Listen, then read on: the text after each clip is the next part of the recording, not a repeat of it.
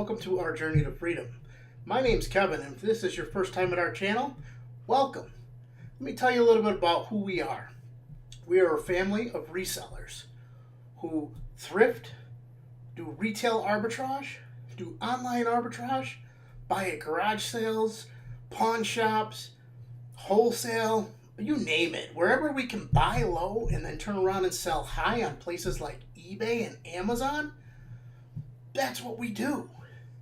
We don't do this full time. My other half and I both have full-time jobs. So we're putting in part-time hours, per se. Some weeks it feels like full-time hours. Other weeks, maybe not so much part-time, but it is what it is. You get the reward for the effort you put in.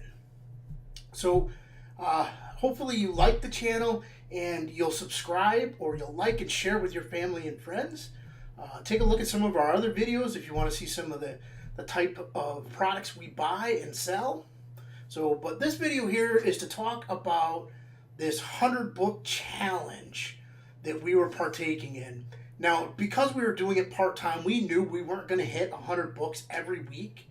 If you're not familiar with the 100 book challenge, there's a link right down below this video in the description.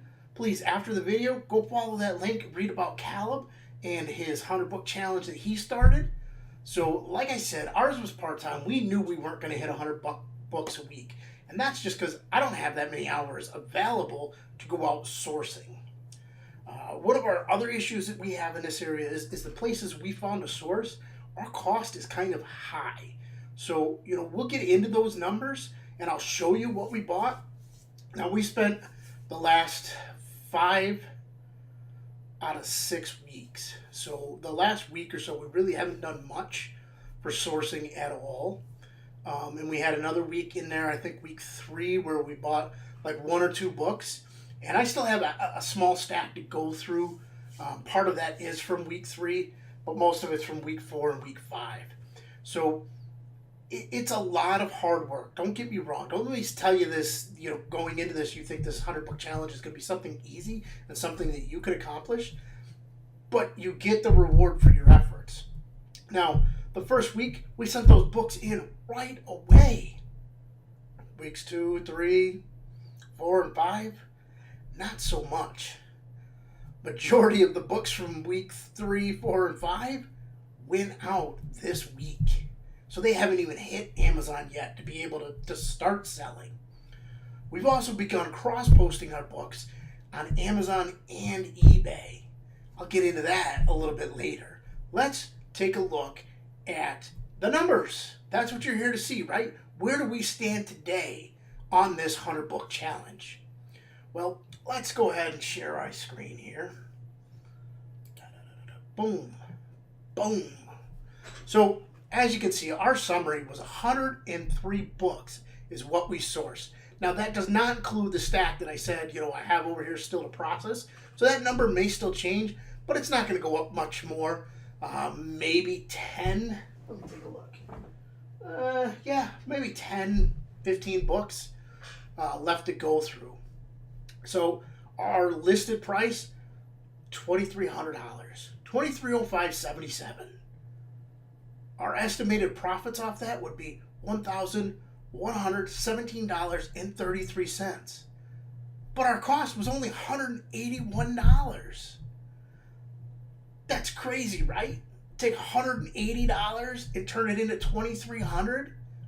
Man, that's better than going to the casino. So with that, the average list price ends up being about $22.39. Our average cost, about $1.76. Now remember, I said our costs were kind of high. You're thinking $1.76 doesn't seem high. But when people are out there sourcing books for 10 cents, 15 cents, $1.76 is really high. So, we haven't gotten into library sales or book auctions or buying a full pallet of books. That's a lot of work. We're doing pallets on the other side of our Amazon and eBay business. They'll be here later this week, so watch for some unboxing videos coming out later in the week. But, it's not easy work. And Books, you may not always get your money back right away. With this challenge, my goal was to find books that we could flip easily. So within the next 6 months, I didn't want to sit on the books more than 6 months. Now, we had a couple in there that I bought that just, the numbers look great when we were out shopping. Come back, do a little bit of homework, analyze them. It's either not 100% the same book, or what was I thinking? The book's got 9 million rank. Whoa, are you crazy? The thing ain't ever going to sell. But you never know. There might be the right buyer out there. So let's break that down by week. So in week 1, we were out there. We were gung-ho. Let's do this. We found 52 books. However, one of them I couldn't send into Amazon due to some restrictions. I will get it up on eBay. I've got it over my stack to list it. That was a list price of $912.41, not counting those that we couldn't list.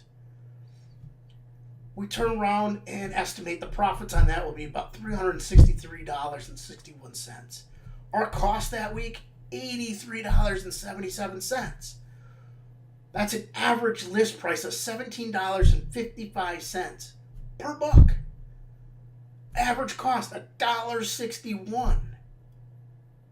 So since week 1's books are pretty much all that's been in the inventory, out of that 52, 16 of them have already sold, giving us a little over $300 in sales, or profit of $159.90, a net profit of $135.74. So now you're asking, what's the difference between profit and net profit?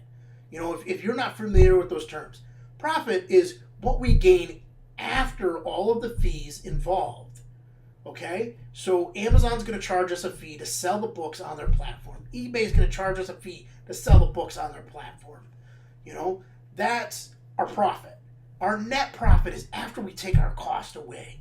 So we have the cost of the book, and they take that out, and that gives us our net profit. So you take that $159.90, you subtract the cost of those books that sold, bam, that gives you your net profit. So why do we want to look at the net profit? Because we use those in some of our calculations to figure out our ROI and our profit percentage. Now I can see on the spreadsheet, I have ROT, not ROI. Fat fingers? Uh-oh. There we go. Let me correct that. So our profit percentage on those was 222%. That's awesome. Our ROI was almost 100% return on our investment. 90.88%. I like those numbers. But that factors in those that sold and our entire cost for that week. So we still have room to make that increase by selling the other 30 books that we have up there. It's just crazy. So week 2, we sourced 8 books. Yeah, hit some of the same stores. Not a good idea because they don't always replenish their books that fast. I have one store that I talked to who tells me that she's got stacks and stacks of them in her back room. They're the last thing they put out. They restock everything else in the store.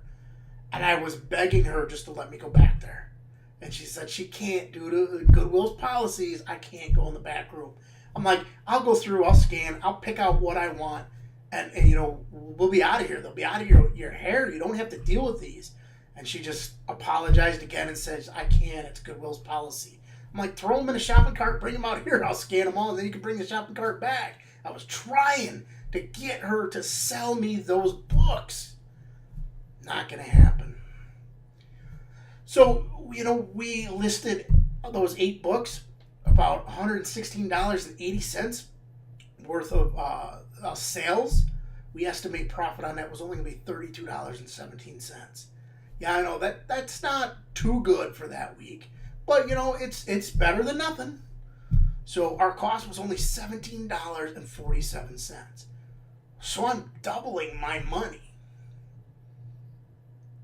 Our average list price went down a little. It was only $14.60 for those 8 books. And our cost went up $2.18.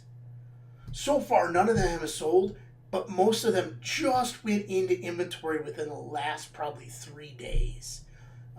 So I'm not expecting miracles. out of this, you know. So we don't have an ROI. We don't have a profit. You know, we don't have sales out of the books that we sent in from week 2. Week 3, 1 book. But I still have several others I got to go and scan, do the research. I pushed them to the side because they just need a little extra time, a little TLC to go through and find the right price to list them at. So week 4 and 5, we had 21 books each week. Now there may still be a couple in that stack from week 4 and week 5 because they kind of got blurred together. But based on the stickers that are on them, I can tell which week they're from because I know which stores I sourced week 3, week 4, and week 5. I didn't hit the same stores, same brand of stores. Bear with me, I need a little something in my throat here to water it down. So when you look at week 4, you know, our list went up. You know, 21 books, bam, we shot right up through to $553.01. Our estimated profits on that, $290.89 on a $40 cost. Week 5, we're over almost $700 in list price with almost $400 in our pocket for profit. Our cost, again, just shy of $40. So week 4, week 5, we spent about the same. But you see the biggest difference there? We got $150 more, roughly. You know, don't do the math because it ain't going to come out to exactly $150. But hey, you know, it is what it is. So when we review these numbers, you can make money on books if you buy them at the right cost and get them to sell at the right price. Now, how do you get them to sell at the right price? One of the biggest factors is conditions. Let me grab this one right here. I'll show you an example. This was a week 1 or week 2 buy. It's not included in the numbers. We got all excited because we scanned it. This book was going to make us a few bucks. All right, great. I go to flip through to make sure there's no writing in it. And guess what? See if I can get this on camera. The center of the book's falling out. I don't know how well you can see that, but there's pages just falling out of it. Crazy, I know, right? Had I looked at this book a little closer in the store, I wouldn't have bought it. Instead, that goes in the garbage pile. So, you know, I got a couple others that we made the wrong. This book, the barcode scanned here.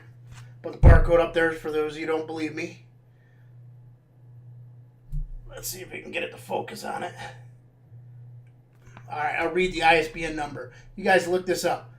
All right, so the barcode is 073-999-431-414. It definitely doesn't come back to Chart Toppers Edition 126. You know, looked it up. It was supposed to be a good seller. Here, I'll do it right now. Let's scan it. Let's scan it and see what we get. Come on, Scout IQ. My new favorite app when I'm out researching books. I've tried it with a few other items in the stores and a lot of not founds. I know that they're working on opening it up to be able to scan everything, but it's a work in progress. So let's scan this barcode. Oh, now it's telling me no results found.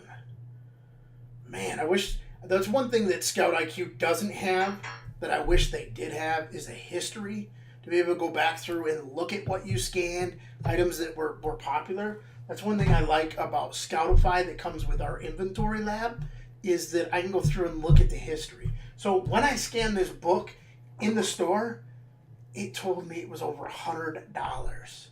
Now, dummy me, I should have looked at the title and looked at the title that Scout IQ showed me. Instead, I was excited because this little puppy that cost 99 cents was going to make me $100. It's not the same book. Had I known, you know? So let's get the screenshot out of there. So when you see these numbers, there is money to be made out there. You just have to buy smart. Don't just jump and buy anything and everything. When you scan it with the app, double check it. Make sure it's the same book. Make sure the price you're seeing is the condition that matches the book you have. Make sure that the data matches. Look at the sales history. Look at the sales rank to make sure it's not a 8 million, 9 million, 10 million book. Because you're definitely not going to want to send that into Amazon, because that's probably not going to sell before you hit long-term storage on it. So why do we have poor numbers? You know, you're thinking this is supposed to be 100 books a week, and I've only hit a total of 103 after 5 weeks. Well, we got into a little bit about it at the beginning. You know, this is part-time for us. I don't always have all the hours I need to dedicate to it. I definitely don't have all the hours we need to dedicate towards just books. We're doing so much other stuff. We still have a lot of inventory that we're listing that we purchased a couple months ago. You know, and that's shame on me for not getting in here and grinding every day. Some days you get done with that full-time job and you just want to go home. And you can't do that. If you're trying to build this business to replace your income, you can't just go home and do nothing. You gotta work at it. You gotta grind at it. You know, I'd love to have this business be making enough money to replace my income in the next 60, 90 days so that I could do this all day long and then enjoy the evening with the family. Why? Because that's our journey. That's our freedom. That's our goal for this whole thing. But we're not hitting it because I've got too many fires going on. Too many things we are trying at the same time. You know, we're trying this kind of product line and that kind of product line. And let's try clothing. Let's try shoes. And let's try books. And let's try this. So it's time to take a step back and say, whoa, let's concentrate one area, make it happen, make some money, and get on that path to our freedom. All right, so let me know how you're doing on your journey. Leave us a comment down below. Let us know if we can help you. Do us a favor, give us a thumbs up on this video, share it with your friends, share it with your family, share it in any of the groups that you're in. You think that there's other resellers out there that can find value in this video. If you haven't subscribed, click that little subscribe button. If you are a subscriber and you want to get notified when we send out new content, click that little bell. YouTube will send you a notification. Alrighty, hustlers, get out there and do.